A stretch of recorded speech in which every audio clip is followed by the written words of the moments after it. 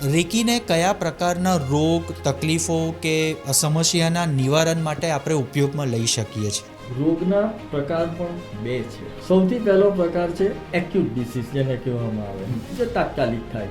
Viral, શરદી, ઉધરસ, ખાંસી, માઇગ્રેન, આ બધું તમને ગમે ત્યારે થઈ શકે એમ છે. ધારો કે તમે રસ્તે ચાલતા પડી ગયા, તમને ઘૂંટણમાં વાગ્યું, ઘૂંટણમાં દુખાવો છે, તો તમે એવી રીતે તે જગ્યા પર હાથ મૂકો, બની શકે એક વખતે સારું થઈ જાય, પણ તે છતાં બીજા 2-3 દિવસ રાખો કે કદાચ કંઈક કચાશ હોય તો તે દૂર થઈ જાય. બીજા છે ક્રોનિક ડિસીઝ, કે જે 8-10 વર્ષથી છે, ડાયાબિટીસ, બીપી, આ તે બધું ઘણા બધા એવા. તો આમ તો જોવા જઈએ તો 35,000 બીમારીઓના નામ આપવામાં આવ્યા છે.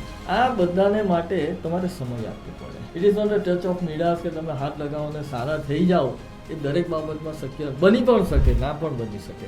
આવા બધા કેસમાં તમારે સતત રેકીનું સેશન એટલે કે રેકીની પ્રેક્ટિસ તમારે સતત કરવી જ પડે.